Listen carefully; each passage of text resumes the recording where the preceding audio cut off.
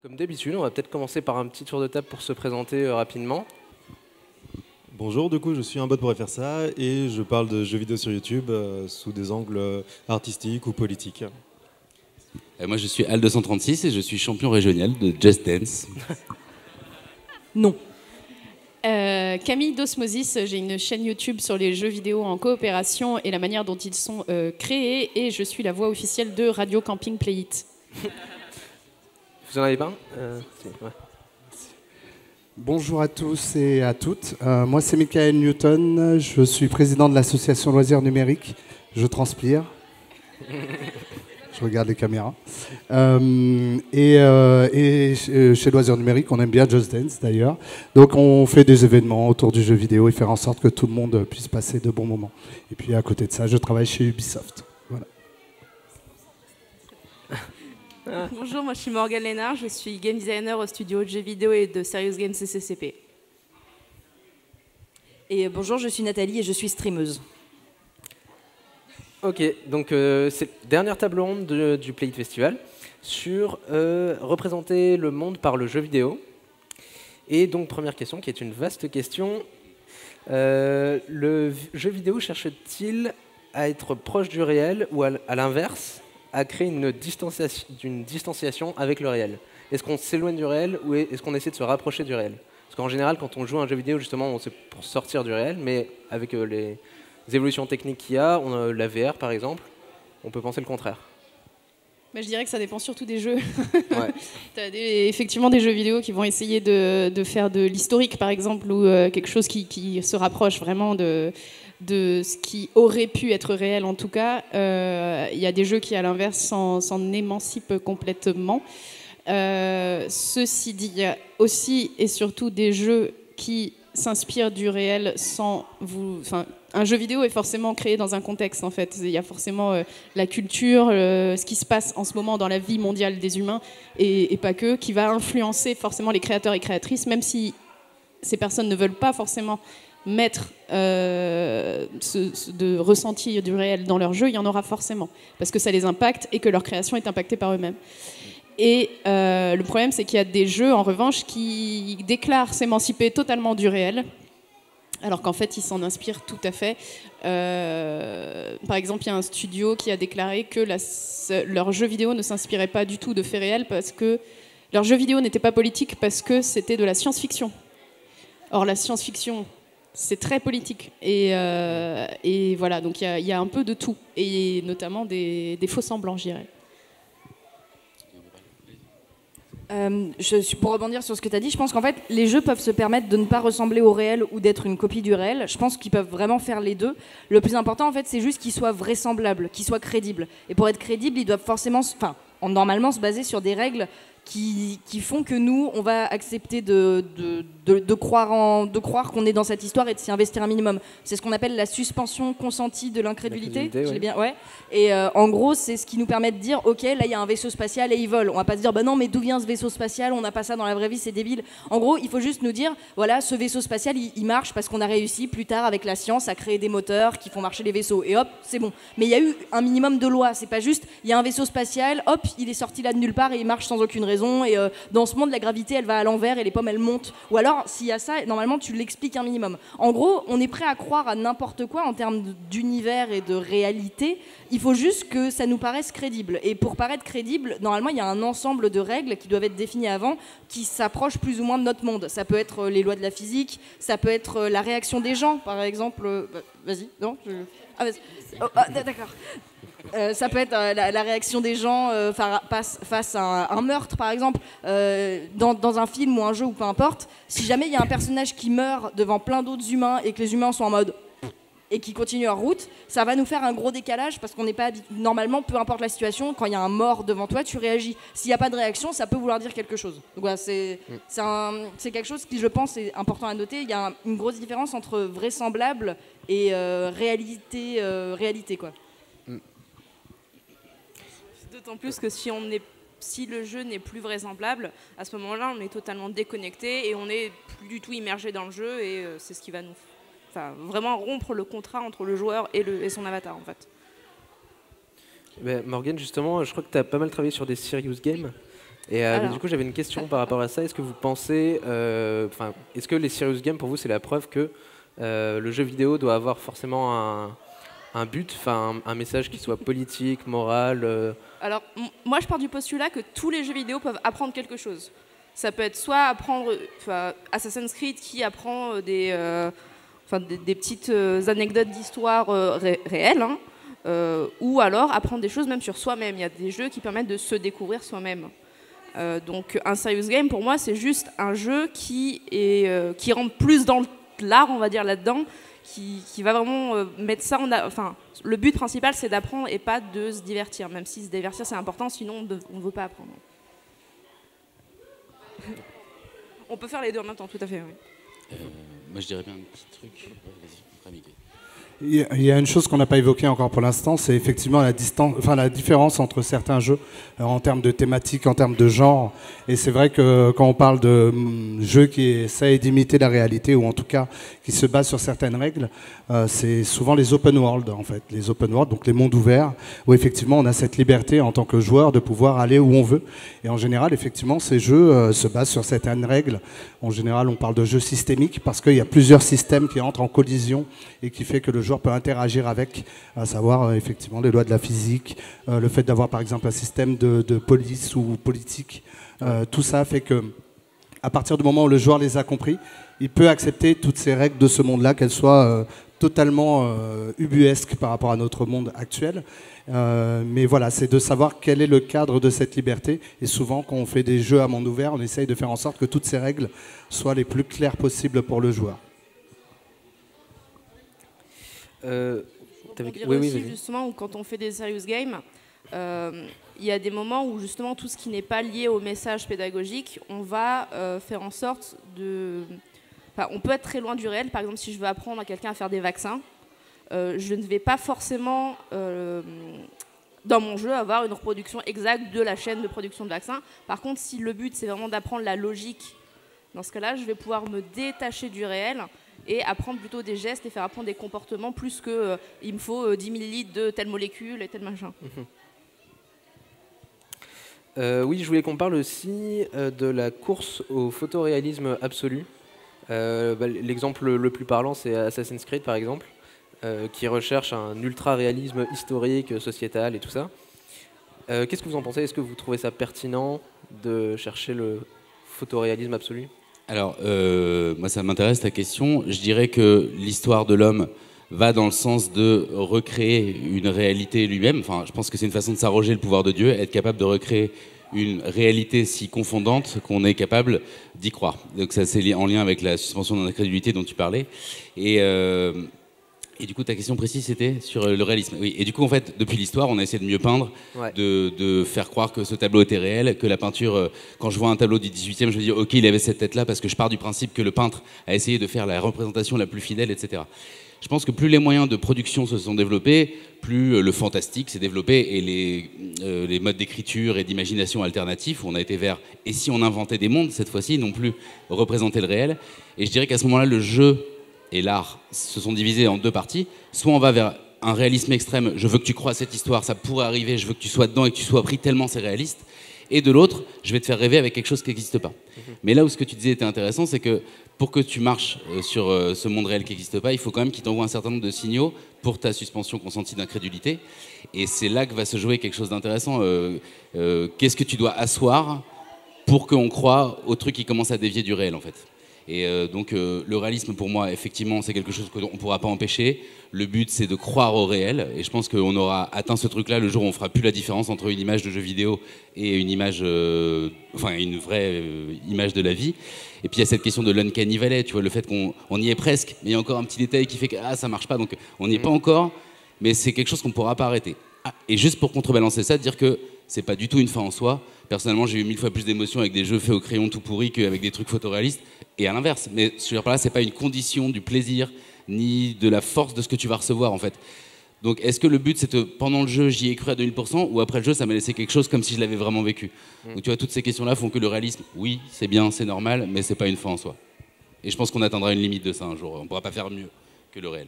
Ouais, j'aurais tendance à dire que Moi, en tant que joueur, je veux pas que le jeu vidéo soit l'équivalent de notre réalité.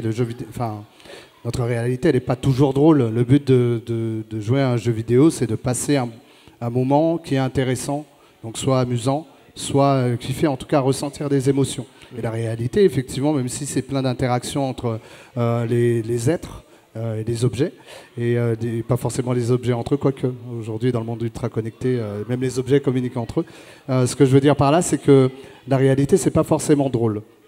Et pour ajouter à cette idée-là, moi, le fait que le jeu vidéo aille vers cette course au réalisme, pour moi, c'est pas forcément... Déjà, on n'y arrivera pas. Ça reste des simulations. Et une simulation, ça peut se baser sur une sorte de panel de règles qui sont très proches de la réalité, mais un personnage dans un jeu vidéo ne respire pas, n'a rien à l'intérieur. Enfin, c'est bête, hein, c'est des polygones et une fois qu'on les enlève, il n'y a plus rien à l'intérieur.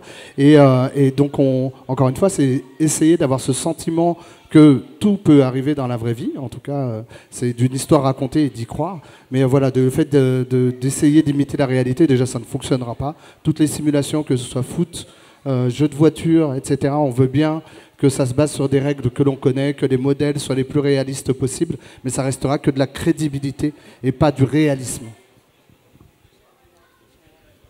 Pour rebondir sur le fait que de toute façon les jeux vidéo ils vont vers l'hyper-réalisme et ils n'y arriveront pas, je suis entièrement d'accord, mais il y a un autre truc aussi qui est assez intéressant à noter, c'est que en histoire de l'art on a appris un truc assez intéressant. À l'époque, avant la photographie, les portraitistes essayaient de faire le plus réaliste possible pour retranscrire la réalité, pour laisser une image, pour laisser une trace en fait pour le futur. Et un jour, il y a eu donc la photo qui est arrivée. Et quand la photo est arrivée, tous les peintres portraitistes ont été un peu en mode bah merde, du coup, on n'a plus de travail. Ça y est, la peinture sert plus à rien, c'est fini.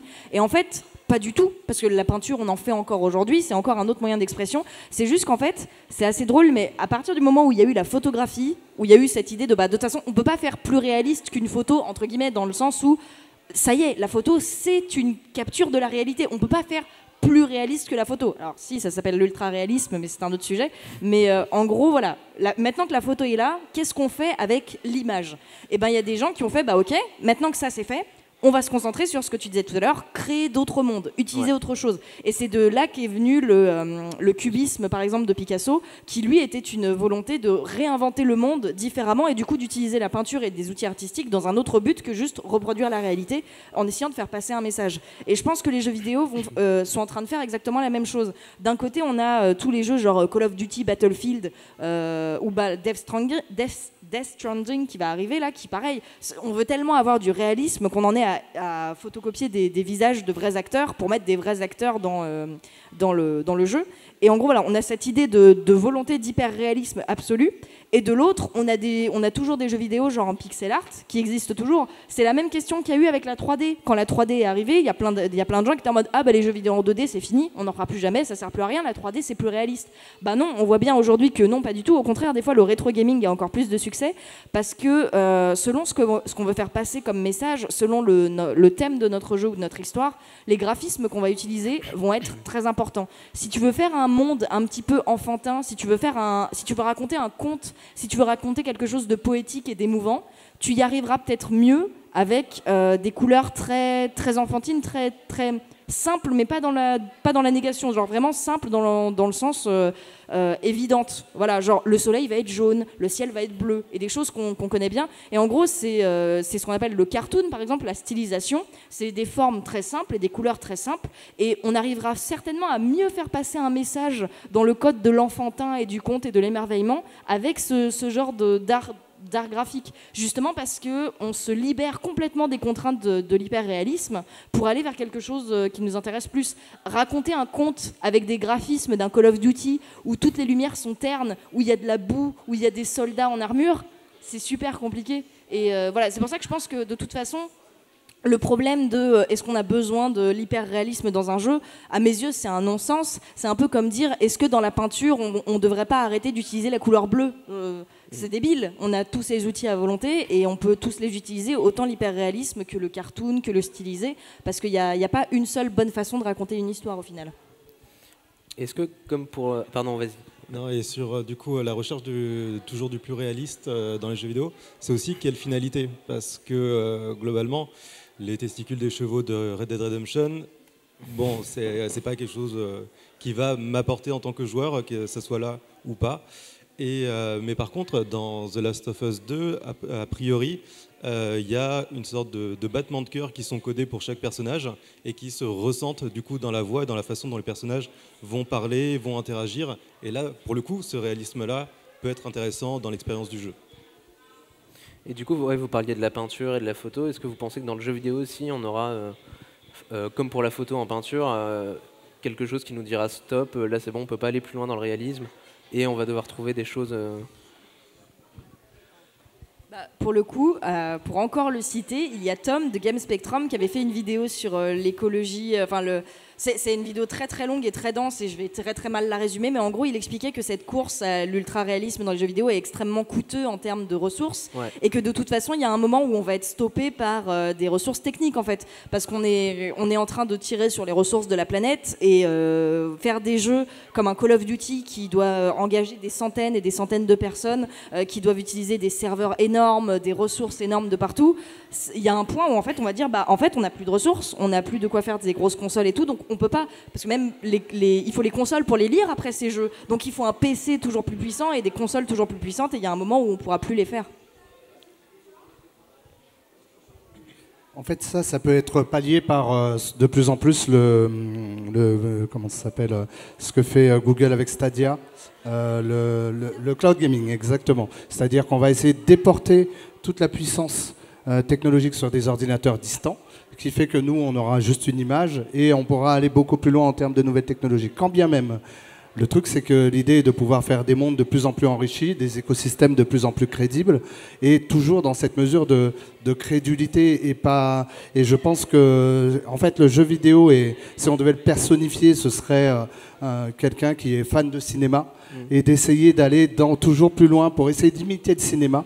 Et on sent que dans ces jeux à gros budget, où effectivement on a des mondes et des personnages qui sont souvent des personnages que l'on connaît, nous, à travers les séries et les films, c'est d'essayer de croire qu'on est devant du cinéma interactif en fait. Ouais. Et donc voilà, c'est beaucoup d'auteurs de jeux vidéo sont des fans de ciné qui engrangent un nombre incroyable de films pour essayer d'imiter cette réalité. La façon dont on fait les scènes d'action est totalement calquée du cinéma. Il y a rarement des choses, à part le fait de pouvoir déplacer la caméra n'importe où, qui n'a pas été vu au cinéma.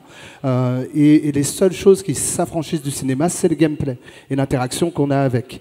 Et quand bien même on allait quand même vers plus de choses qui ressemblaient au cinéma, on ne pourra pas faire mieux que ce qu'on a déjà vu ailleurs. On sera juste des fans qui essaieront d'imiter cet art-là. Et l'idée est, encore une fois, de rajouter plus d'interactivité, plus de liens sociaux aussi entre nous. Et souvent, ce qui fait des expériences incroyables dans le jeu vidéo, au-delà des histoires qu'on raconte, parce qu'on ne raconte pas forcément toujours de bonnes histoires, c'est des interactions et c'est des jeux multijoueurs.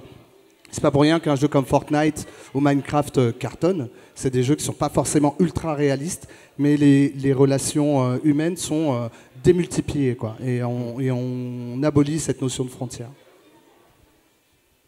Je pense aussi que ce sera même pas vraiment économiquement viable sur le long terme d'aller toujours à la course au réalisme. Au final, il n'y aura que les AAA qui pourront se le permettre, et encore jusqu'à quel point. Il faut que les PC soient plus puissants, encore une fois. Ça veut dire que l'équipement des devs doit être plus puissant. Ça veut dire que les joueurs doivent être capables de se l'acheter. Ça veut dire que le jeu aussi va me coûter plus cher à faire. Donc, il faut que je monte le prix du jeu. Je ne pense pas que ce soit viable. Donc, peut-être pour les AAA, mais en tout cas, pour tout ce qui est indé, en tout cas, ça se voit d'ailleurs de nos jours. Il y a très peu d'indés qui se lancent dans de l'ultra-réaliste. Parce que c'est des équipes de 300 personnes si on veut voir quelque chose qui ne soit pas moche. Donc pour moi, le jeu vidéo plus stylisé a encore de très beaux jours devant lui. Moi j'ai déjà atteint, vous n'êtes pas au courant, mais on a déjà atteint ce moment de réalisme ultime. C'était dans les jeux qui traitent du cinéma. Une fois j'ai fait le début de Heavy Rain, et au tout début, à un moment on est dans une cuisine, et je vais avec mon personnage, et j'ai ouvert le robinet, et j'ai regardé le robinet, et je me suis ennuyé, j'ai refermé le robinet, j'ai fait ok, on peut s'ennuyer comme dans la vie. Donc quelque part... Si je peux avoir le truc qui me fait envie d'aller voir autre chose que le réel, parce que c'est ça le truc, qu'est-ce qui fait qu'on a envie de jouer à un jeu vidéo? C'est que le réel, quelque part, ne m'offre pas toute la puissance de ce qui pourrait me suffire, en fait. Ouais. Si je vais chercher ailleurs de l'émotion dans le cinéma, des explosions, des aliens, machin, c'est parce que je les vois pas dans la vie. Et qu'une partie de moi a besoin de rêver. Donc en fait, je scinderais presque le truc en deux, de dire, limite, le réalisme, il m'intéresse plus dans les simulateurs, de me dire tu conduis un bus et tu te fais chier et le but c'est que tu te fasses chier et que pardon, excuse-moi, que tu t'ennuies, pardon, et que les gens avec toi, comment on meuble cet ennui. Et du coup il y a aussi la question de la ludification. Est-ce que comment quelque chose d'ennuyeux devient intéressant à partir du moment où tu le fais? Donc tu auras des choses intéressantes à nous dire, je pense, là-dessus, mais je préfère un jeu qui me dit je vais t'imiter le réel dans ce qu'il a d'un peu ennuyeux, mais pour que tu vois l'aspect ludique qu'il peut y avoir dans l'ennui du réel, mais un jeu qui va me dire ça y est, tout est parfait, c'est photoréaliste, mais tu t'ennuies dedans. Tu vois, c'est aussi un cul-de-sac qui n'est pas forcément intéressant. Donc le réalisme n'aura d'intérêt qu'avec une bonne histoire à raconter, et une bonne histoire n'a pas besoin de réalisme pour être géniale. Donc en fait, c'est à mon avis déjà sans intérêt d'aller vers plus de réalisme, en fait, déjà.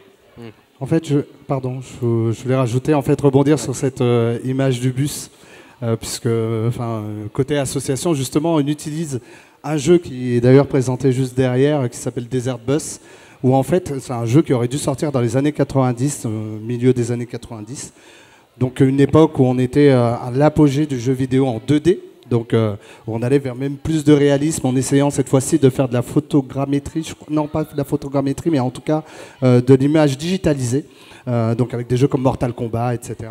Donc ce jeu Desert Bus, c'est un jeu qui a été fait par des humoristes, magiciens, je sais jamais, un peu un mélange des deux. Et le but était de faire un jeu de bus qui s'appelle Desert Bus, donc dans le bus du désert, et donc avec un trajet en temps réel. Donc c'était un trajet qui reliait deux villes américaines, c'est Tucson et Las Vegas, où il faut 8 heures en temps réel pour pouvoir le faire. Le jeu c'était ça, sachant que la route entre ces deux villes est toute droite. Et donc ils ont fait ce jeu expérimental qu'ils n'ont jamais sorti, mais ils ont mis le prototype sur internet, donc pour montrer qu'en fait imiter la vraie vie, c'est chiant. Et voilà, et donc on a la même vitesse, on a le même désert très très aride où il ne se passe pas grand chose, et le seul truc du jeu pour interagir avec notre cerveau, pour stimuler notre cerveau, c'est qu'au bout de 4 heures de jeu, parce que le jeu en temps réel, il faut 8 heures pour arriver à la ligne d'arrivée, une fois qu'on y est arrivé, on repart dans l'autre sens et on fait que des allers-retours. Donc et au bout de 4 heures de jeu, il y a un moustique qui s'écrase en plein milieu de l'écran, et c'est le seul truc qui allume notre cerveau en disant ah tiens, c'est rigolo. Et donc c'est une sorte de grosse tache verte dégueu qui apparaît en plein milieu de l'écran et qui reste jusqu'au bout du trajet, quoi. Donc nous on en a profité pour en faire un jeu, du streaming autour de ça. Donc on fait un événement caritatif qui s'appelle Desert Bus de l'espoir. Et donc on prend ce truc-là où on invite plein de gens et on se dit ennuyez-vous avec vous autour de ce jeu ultra réaliste. Mais encore une fois, l'image à retenir de ça, c'est que faire réaliste, c'est pas forcément amusant.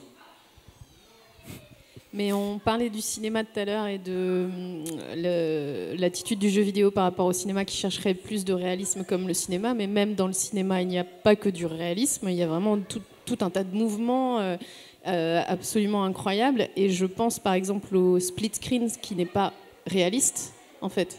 Ça ne peut pas exister d'avoir un point de vue de ici et de là-bas en même temps. Et pourtant le cinéma le fait, et c'est ce qui donne une meilleure, une vision globale d'une scène qui nous permet de comprendre tous les enjeux qui se passent en même temps. On est un peu omniscient grâce à des techniques comme le split screen qui ne sont pas du tout réalistes, mais qui nous rendent la scène du coup plus intéressante, comme tu disais. Et c'est amusant parce que c'est utilisé par exemple dans A Way Out et c'est utilisé dans le jeu vidéo aussi pour la coop locale, ce genre de choses. Et du coup, voilà, on trouve ces liens avec le cinéma, mais je ne suis pas trop d'accord sur le cinéma fait plus de réalisme. Je sais pas si c'est... Vas-y. En fait, je me demande, j'ai pas fait d'études de cinéma, mais je me demande si le split screen ne vient pas du jeu vidéo, en fait. Non, ça vient pas du tout. Ça vient de Carrie. Ça vient de... Ok, bon, très bien. Très bien. Oui, c'était juste ce que je voulais clarifier. Ça date vraiment de très très longtemps, et les premières scènes, c'était effectivement des scènes de téléphone où on voyait en fait les deux personnages se parler en même temps, parce que sinon ça devait être trop chiant à montrer en fait à l'image. Et en fait, c'est très vieux, c'est super vieux le split screen. Justement, pour finir là-dessus, entre guillemets, j'allais juste ajouter que de toute façon, le réalisme n'a jamais été nécessaire pour faire du beau. le beau et le réalisme sont deux sujets complètement différents. Personne ne pourra arriver et dire que Ori and the Blind Forest est un jeu moche, par exemple. Ouais, mais c'est des gens qui n'ont pas de goût.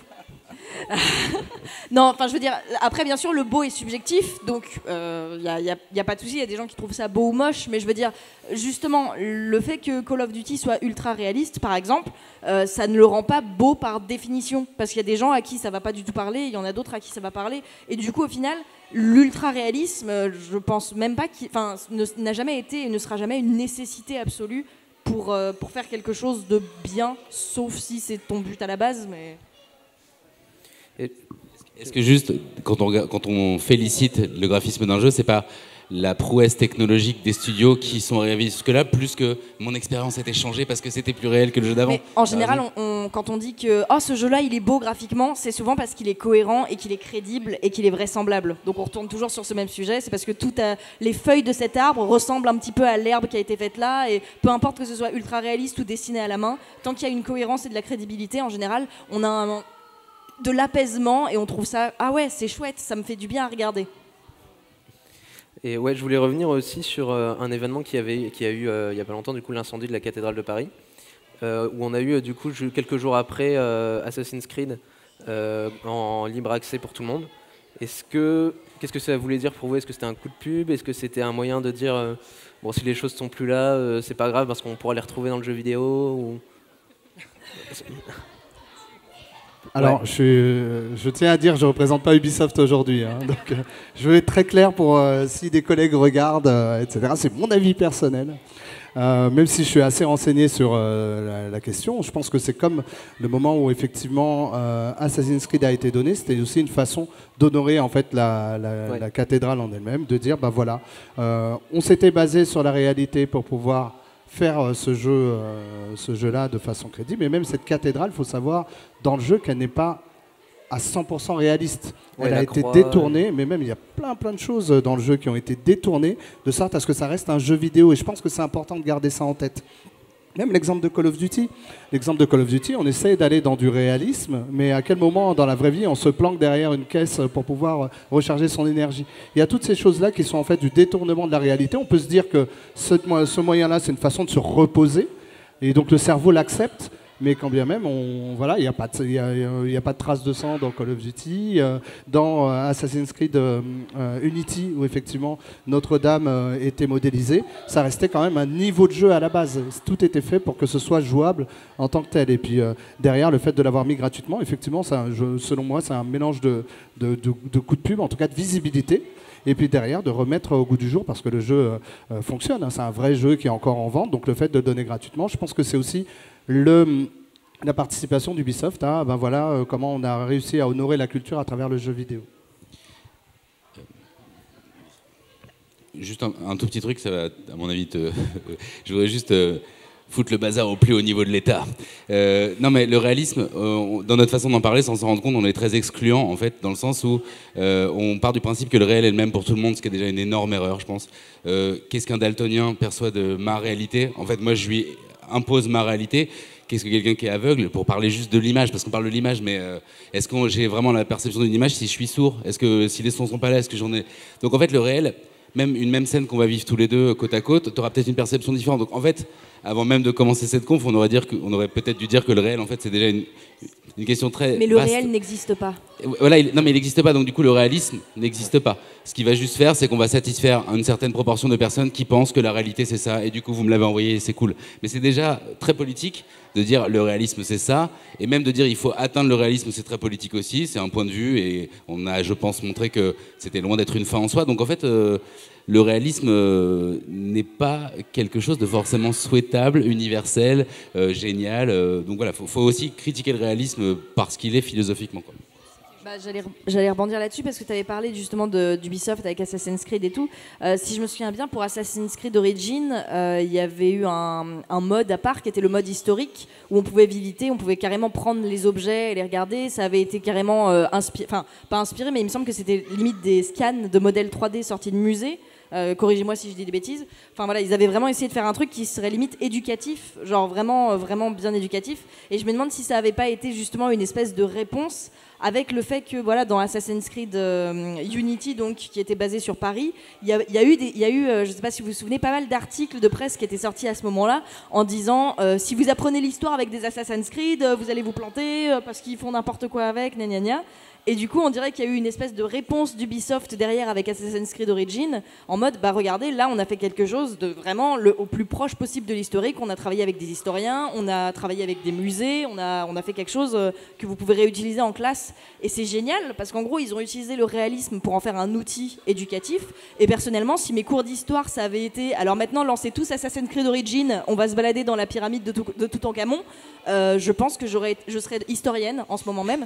Et voilà, et je pense que c'est absolument génial et fantastique de faire ça. Mais voilà, encore une fois, c'est comme on le disait tout à l'heure, si le réalisme a un but en soi, et là le but est, en l'occurrence, c'est éducatif, on peut en faire quelque chose de génial, mais est-ce qu'il y a vraiment, c'est une question sincère, est-ce qu'il y a une seule personne dans cette salle qui un jour s'est dit je vais lancer Assassin's Creed Origins, mais je vais lancer le mode historique pour m'amuser? Bah non, c'est ce que j'allais te dire, c'est pas si simple. Alors ça peut, tu vois, par curiosité, mais je pense que si tu veux t'amuser, tu te dis bah j'ai peut-être joué au jeu plutôt que d'aller dans le mode historique. Mais ça dépend des gens après. Bah, sur le sujet, justement, c'est Romain Vincent qui a fait de la chaîne Jeux vidéo et Histoire, qui utilise beaucoup du coup les Assassin's Creed, dont la cathédrale Notre-Dame, il l'a utilisé en classe.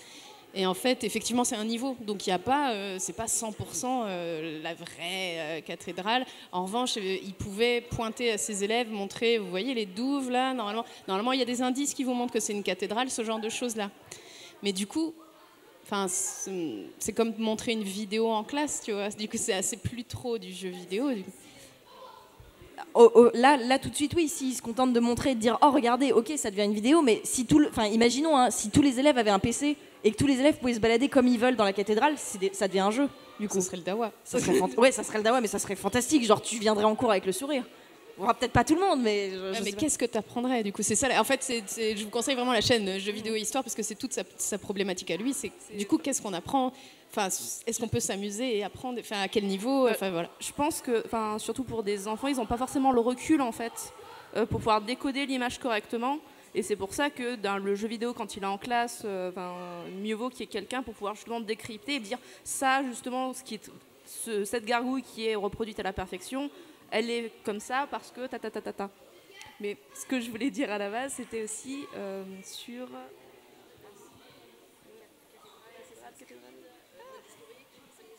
Ça reviendra. Je voulais rebondir effectivement sur le Discovery Tour, ça s'appelle Discovery Tour en l'occurrence. Le mode d'Assassin's Creed qui est disponible à côté du jeu. En fait, le clair de tout ça, c'est surtout de pouvoir donner aux parents, par exemple, qui ne jouent pas aux jeux vidéo, la possibilité aussi de pouvoir passer un moment dans ce monde-là et de le rendre accessible à eux. En fait, tout le monde n'a pas envie de jouer un assassin dans Assassin's Creed. Tout le monde n'a pas envie d'histoire. Il y a une partie des gens qui s'en foutent. Donc tout simplement, le tout, c'est de désactiver tout ça et de se dire, tiens, tout le travail qui a été fait, parce qu'autant sur Unity que sur le premier Assassin's Creed, il y a des historiens qui ont travaillé là-dessus, c'est d'honorer un peu le travail de toutes ces personnes-là et de mettre à disposition même des personnes qui ne jouent pas aux jeux vidéo habituellement. Et d'essayer d'épurer un peu toute la partie gameplay, le fait que d'appuyer sur tel bouton permet de déclencher l'alarme, ça on s'en fiche en fait. Et à côté de ça, il y a quelque chose qui est important, c'est que même si le travail était d'honorer tout ce qui a été fait, toutes les recherches qui ont été faites, il y a quand même des choses qui ne sont pas réalistes. Et il y avait polémique là-dessus à propos de Assassin's Creed Origins, où les statues n'avait pas de sexe. En tout cas, il était masqué par rapport au vrai statut. Et je pense que ça, c'est la polémique, elle est partie, comme beaucoup de polémiques, elle est partie en quenouille, on va dire. Et là, c'était plus une question d'edge rating, le fait de pouvoir, c'est bête, mais le fait de pouvoir classifier les jeux en fonction de leur niveau de violence ou leur niveau de nudité, etc., se base aussi sur le sexe qui apparaît dans le jeu. Donc ça aurait été dommage de ne pas rendre cette partie-là accessible à des enfants à l'école, parce que le jeu est estampillé Peggy 18, quoi. Donc voilà, il y a cette chose-là qui fait qu'on tord la réalité pour la rendre accessible également. Et le fait de dire des jeux réalistes ou non, c'est aussi, encore une fois, une perception de l'esprit. Le fait de dire qu'un jeu est beau, moi, tous les jeux en digitalisé, donc les jeux des années 90 ou même les jeux d'aujourd'hui, à partir du moment où on met des images filmées, Là, on oublie la notion de beau. On se dit, ben, c'est tel ou tel acteur, c'est telle ou telle ville, tel ou tel environnement. Mais enfin, c'est rare. À moins que vous ayez des exemples, mais des jeux qui sont basés sur des images filmées où on dit, ce jeu-là est beau. C'est souvent des images très colorées, très épurées, très éthérées, où on se dit, ben voilà, Ori and the Blind Forest, c'est super beau parce que c'est très vaporeux, c'est un personnage très lumineux, etc. Et puis encore une fois, comme tu l'as dit, tout est relatif. Toi, t'aimes pas ça. Voilà. Ouais.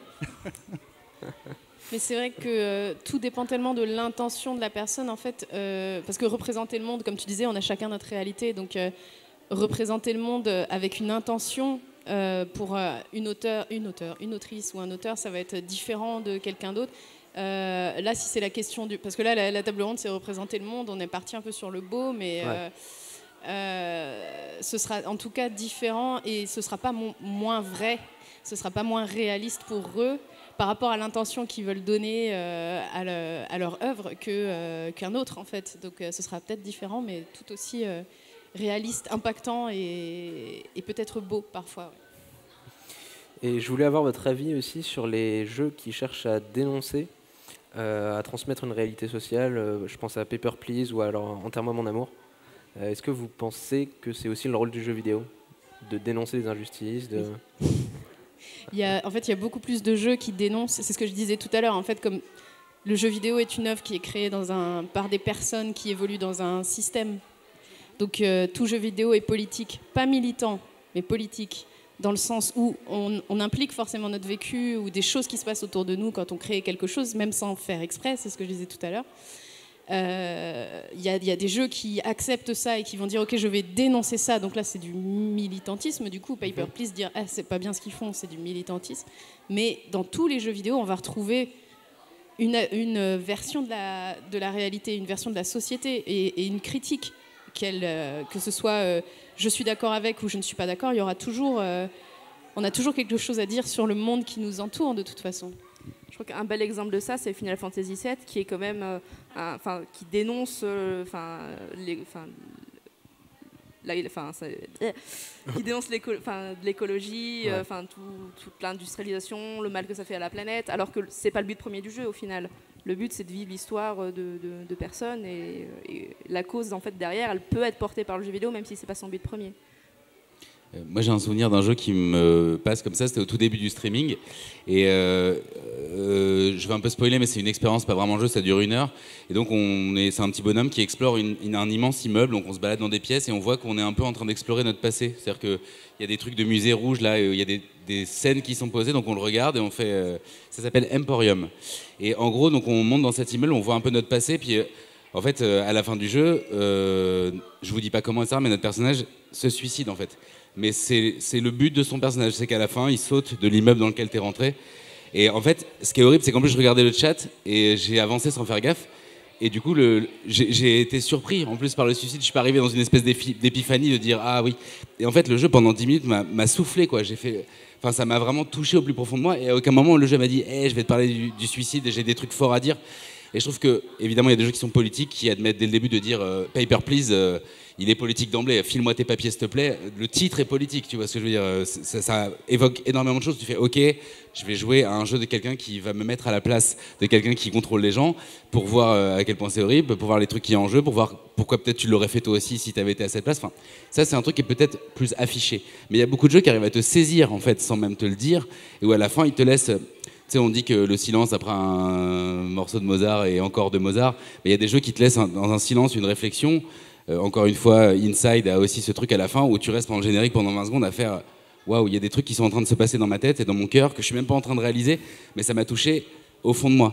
Et j'ai envie de dire que pour écraser une bonne fois pour toutes cette question de est-ce que tout est politique, faire un jeu en dessin d'enfant, c'est méga politique. C'est-à-dire que tu as envie d'envoyer dans le monde une forme de naïveté, quelque chose de dire je m'extrais du réalisme, etc. Je ne conçois pas qu'une œuvre ne soit pas politique. Elle n'est pas politicienne à chaque fois, et c'est même assez rare, mais elle est...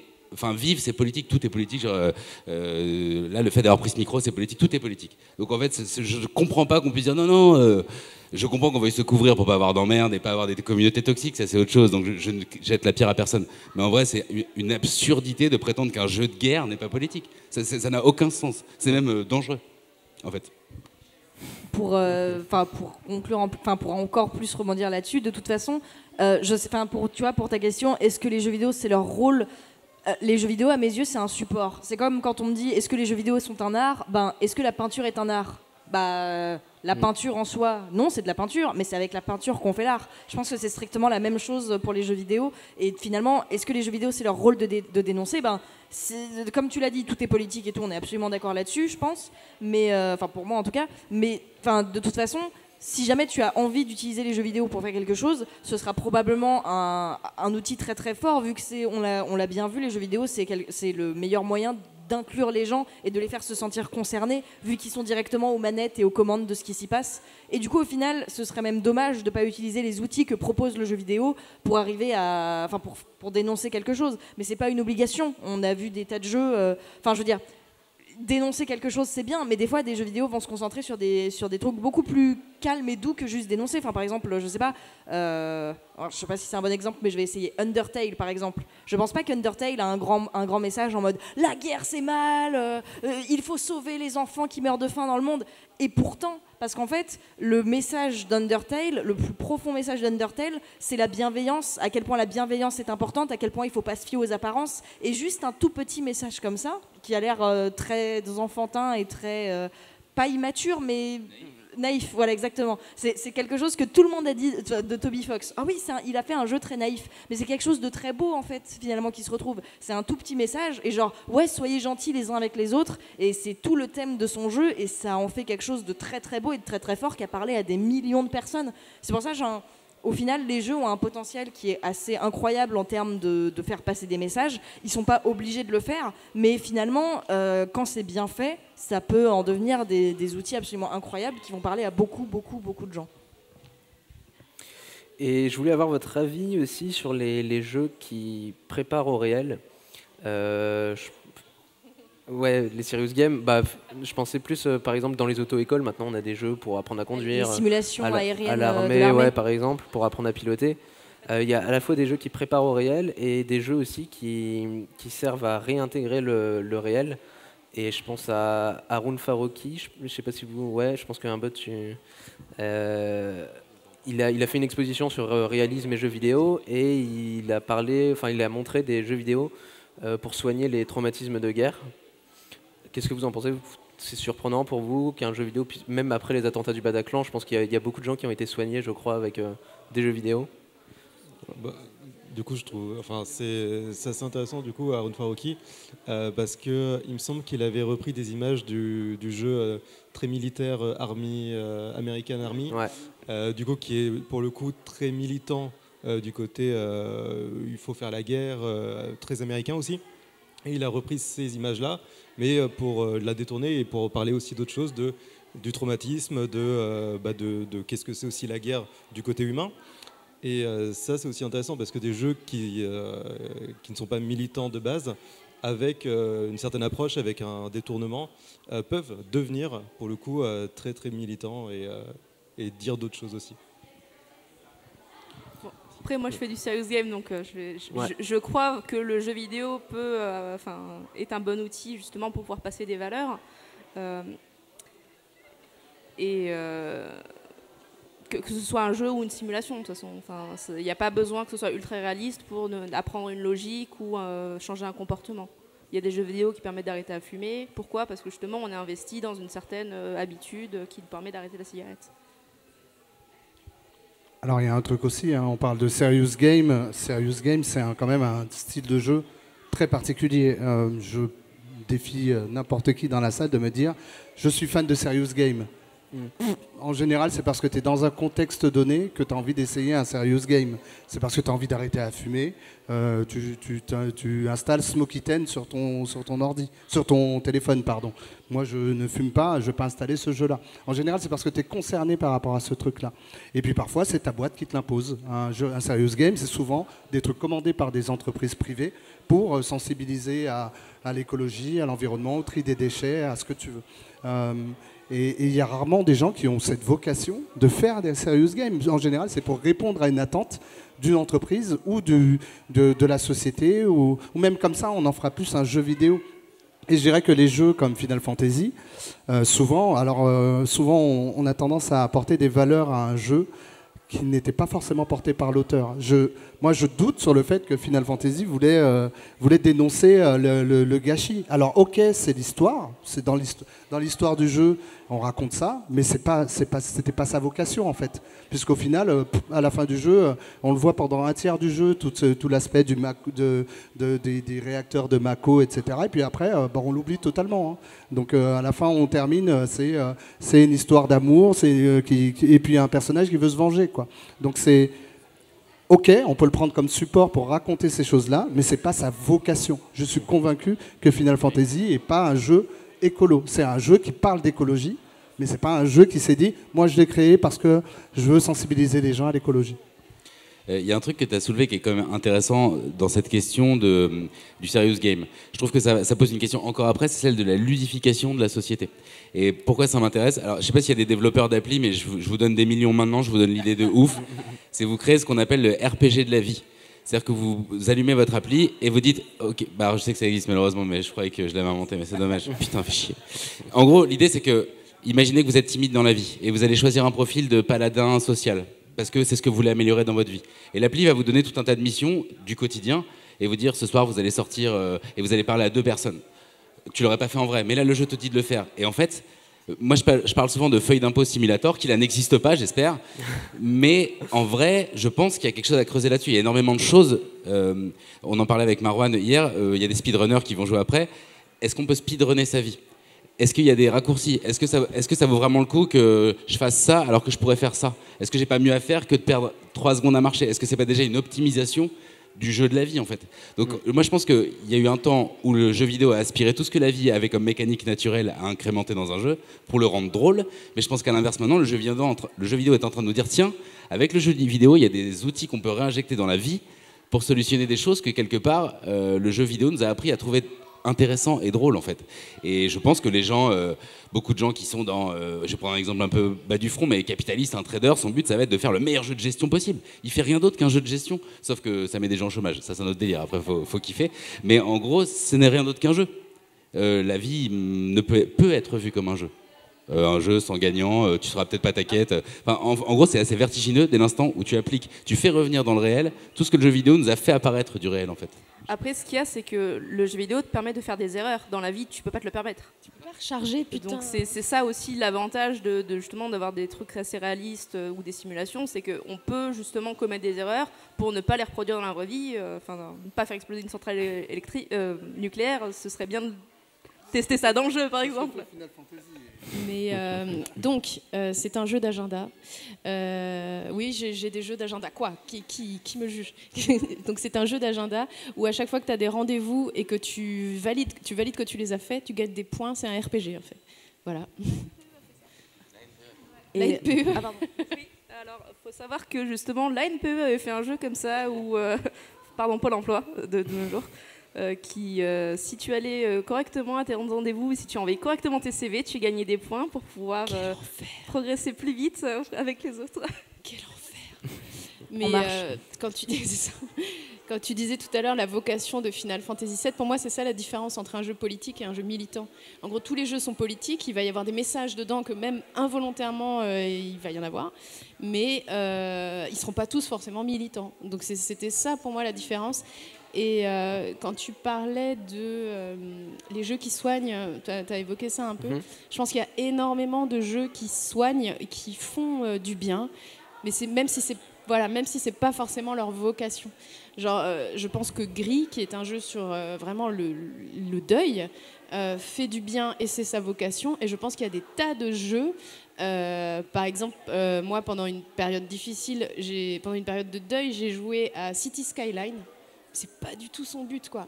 Mais moi, je reconstruisais quelque chose. Et je pense qu'il y a énormément de gens qui sont touchés comme ça par les jeux, même si c'était pas, comme tu dis, la vocation du jeu à la base.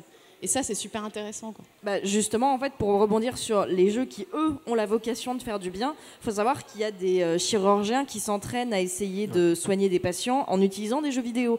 Et il y a des psychologues qui corrigent des traumatismes de leurs patients en utilisant des jeux vidéo. Il y a des méthodes de sensibilisation. Alors, il faudra me corriger si je dis des bêtises, mais il me semble qu'ils ont testé le fait de mettre un homme qui avait battu sa femme.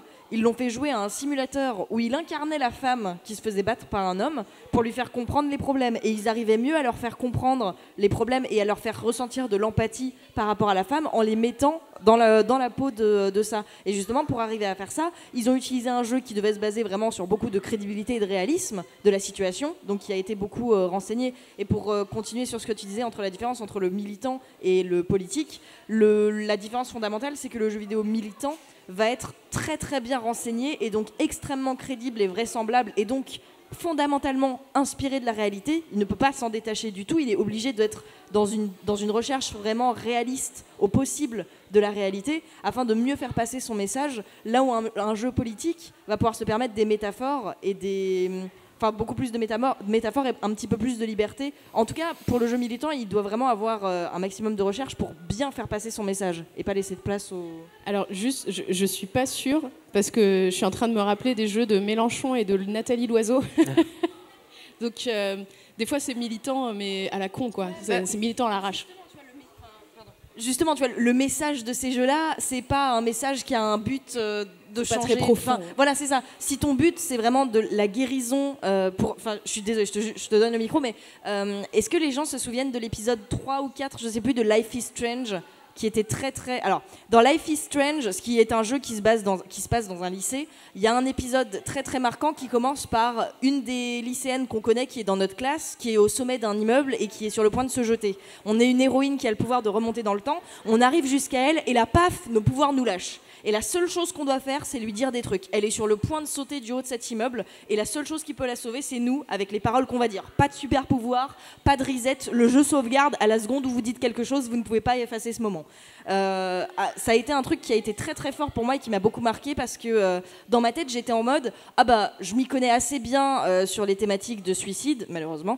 Je sais ce que je dois lui dire, je vais arriver à la sauver. Et donc je commence à lui parler, je m'approche d'elle et je lui fais « Oui, mais tu sais, il y a des gens qui t'aiment. » Paf, je fais un pas vers elle commence à se rassurer. « Oui, mais tu sais, c'est pas très grave, tout va bien se passer. » Paf, je me rapproche un peu d'elle, je suis sur le point de lui attraper la main et de faire « Allez, c'est bon, je l'ai sauvé. » Et là, j'avais le choix. Soit je lui disais il y a ton père qui t'aime et qui t'attend. Soit je lui disais oui, mais tu sais, sur Internet, ce sera oublié dans un an. Je lui ai dit je pense que je vais lui dire que ça sera vite oublié. Comme ça, elle va pouvoir passer à autre chose. Donc je dis la phrase t'inquiète pas, sur Internet, tout s'oublie. Dans un an, on s'en fiche. Et elle me fait non, tu comprends vraiment rien. Et elle saute.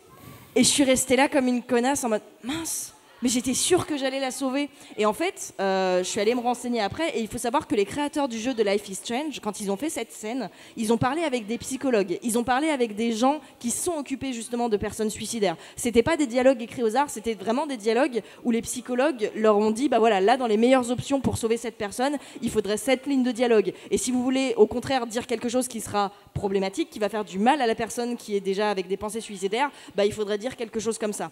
Et du coup, en disant ce que j'ai dit en mode oui mais c'est sur internet où ça s'oublie, j'ai décrédibilisé le problème de la personne qui était suicidaire et je lui ai dit mais tu sais ce que tu ressens c'est pas très grave, et du coup elle s'est sentie encore plus dans le désespoir et à cause de moi elle s'est jetée. Alors que si je lui avais dit oui mais tu sais il y a ton père qui t'aime, peu importe ce qui t'arrive, peu importe, il sera toujours là pour toi, ça c'est quelque chose de beau et de fort à dire à quelqu'un qui a des pensées suicidaires, parce que c'est comme lui lancer une encre ou une bouée de sauvetage, genre regarde, peu importe ce qui se passe, t'auras toujours ça, promis. Et en tout cas, tu dis ça aux psychologues qui ont travaillé là-dessus alors. Oui, mais ça, forcément, ça dépend des gens. Mais là, en fait, la logique, en tout cas, qu'il y avait là-dedans, elle était basée sur pas mal de réalités. Et forcément, ils sont obligés de faire une moyenne, ça change selon les gens et tout ça. Mais en tout cas, par rapport à la prévention qu'ils ont pu faire sur le suicide là-dessus, il y avait une forme de logique en mode ne décrédibilise pas les problèmes que ressent la personne en face de toi, et si tu veux vraiment l'aider, dis-lui plutôt des choses qui vont être positives, rappelle-lui les choses qui éventuellement lui font du bien. Et en gros, juste avec ça, j'ai appris beaucoup plus de choses sur éventuellement comment interagir avec une personne suicidaire. C'est pas forcément le meilleur évidemment, mais c'était très très fort, et c'est là-dessus que je disais tout à l'heure que le militant, pour bien faire passer son message, doit être bien renseigné. Et j'arrête. En fait, le jeu militant, c'est que dans un temps une durée de jeu donnée très courte, il doit faire passer le plus de messages, alors que le jeu politique, lui, son but, c'est juste de ne pas dire de conneries au final. Justement, pour la prévention du suicide, leur but principal, c'était pas forcément de faire toute une leçon sur comment parler à quelqu'un qui est suicidaire. Leur but, c'était de pas faire plus de mal que ça, en fait, pour de pas apprendre les mauvais gestes. De ce qu'ils avaient dit dans une interview, ils voulaient vraiment essayer de faire un peu de militantisme sur ça, en mode sur le harcèlement au lycée et tout ça. Life is Strange se base beaucoup sur les thématiques du lycée, et justement ils ont parlé de pas mal de trucs là-dessus, et ils avaient vu avec des psychologues. Mais après, oui, c'est pas, le but final du jeu se base pas sur ça. Ouais. Je suis désolé, ce sera la dernière intervention. Vas-y. Ouais, moi, j'essaye de quand même garder la tête froide là-dessus, parce que pour moi, c'est une question d'accessibilité aussi. C'est-à-dire que Life is Strange, allez, c'est quoi, 10 millions de personnes qui ont joué, peut-être max, un film. En fait, dans tous ces messages-là, il y a une question d'accessibilité. Dans tous ces jeux politiques ou militants, c'est combien de personnes on touche avec tout ça. Que ce soit Discovery Tour d'Assassin's Creed, ce que tu veux, c'est de faire en sorte que tout ça soit accessible. Si jamais ton jeu n'est pas accessible, tu auras beau avoir les meilleurs messages du monde, ça tombe à l'eau. Papers, Please, je ne sais pas combien de personnes y a joué dans la salle. Les gens en ont plus entendu parler qu'ils y ont joué. C'est quoi, 3 millions, 5 millions de ventes, 10 millions, allez. Un film, ça touche beaucoup plus de monde. C'est pour ça qu'un jeu comme Joker, un film comme Joker a beaucoup plus de résonance que n'importe quel jeu de Riot, là où tu fais des émeutes, quoi, des vraies émeutes. Ce que je veux dire par là, c'est que le jeu qui va essayer de représenter la réalité, il faut aussi faire un arbitrage entre tous les moyens que tu vas mettre dedans et le nombre de personnes qui vont pouvoir y jouer. Tu auras beau faire le jeu le plus réaliste du monde, s'il y a 10 personnes qui y jouent, tous les efforts auront été là pour rien.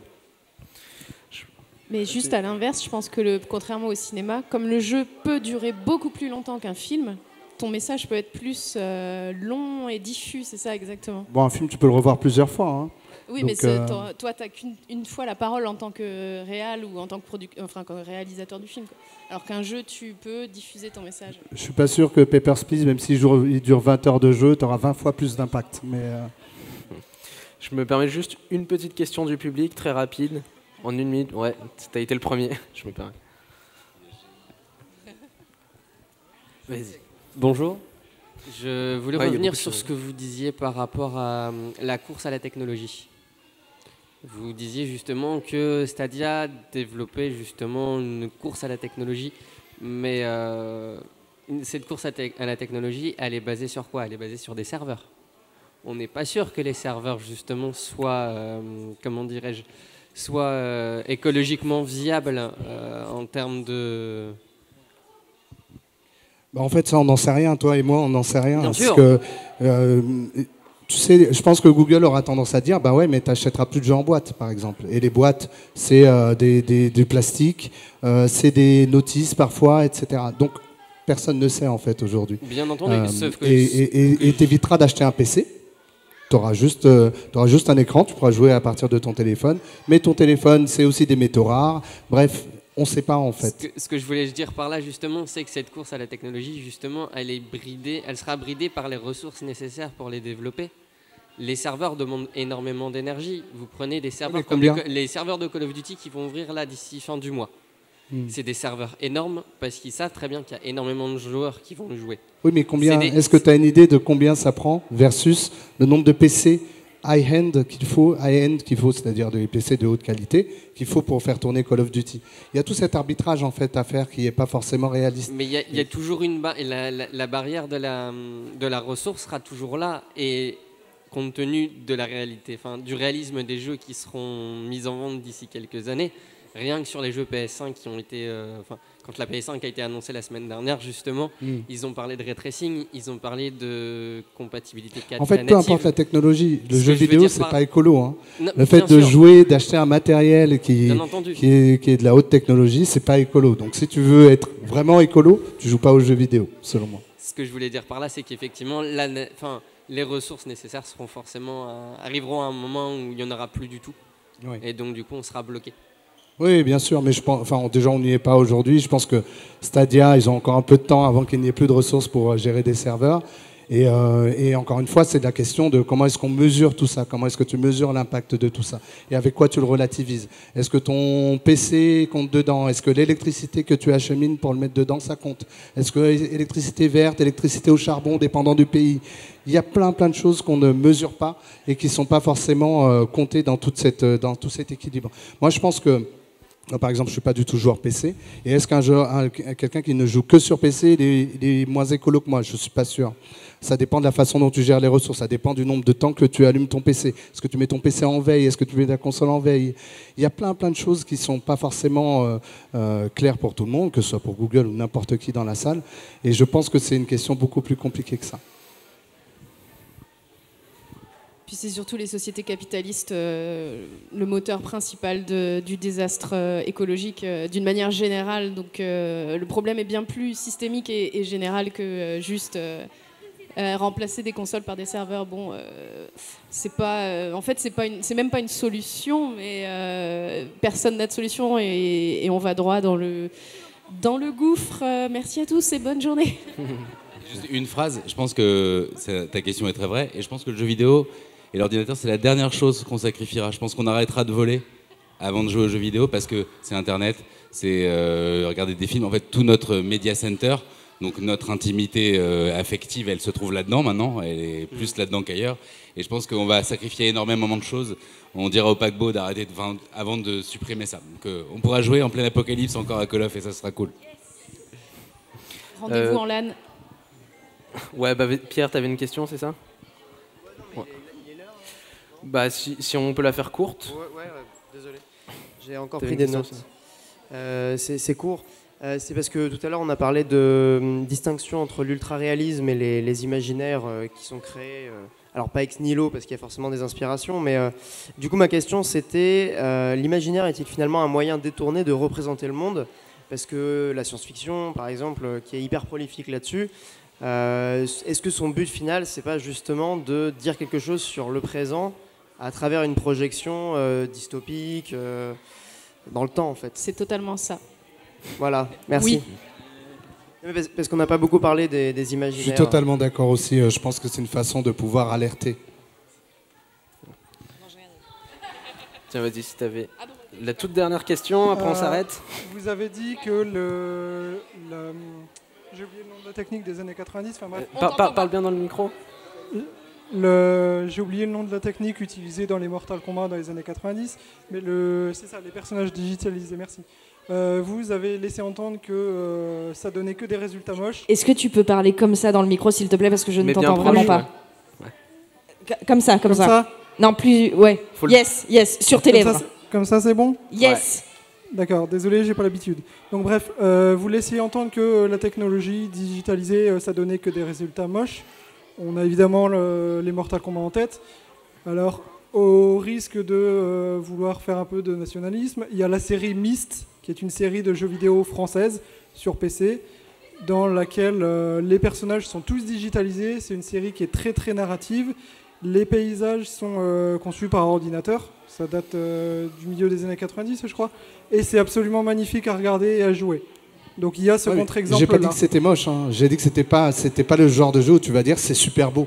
C'est tout ce que je dis. Mortal Kombat, tu trouves pas forcément. Enfin, en tout cas, le Mortal Kombat le premier, c'est pas forcément beau. C'est un jeu qui veut imiter la réalité. Mais la série Myst, on y joue et oui, c'est extrêmement très. Enfin, c'est vraiment très beau. À l'époque, il y a beaucoup de jeux qui, à l'époque, étaient sublimes et maintenant de nos jours sont moins beaux parce qu'ils ont pris de l'âge. Mais de toute façon, encore une fois, la question du beau, c'était très subjectif. Quelqu'un peut adorer les gens FMV et trouver ça magnifique, et quelqu'un d'autre va ne jurer que par le pixel art et ne jouer à aucun jeu qui soit en 3D ultra réaliste avec de la mocap. Voilà. Ouais, je suis désolé, je sais qu'il y a plein de questions, mais il y a des gens qui attendent pour la LAN qui arrive maintenant de Speedrunner, du coup on va devoir s'arrêter là. Merci à tous, c'était la dernière table ronde.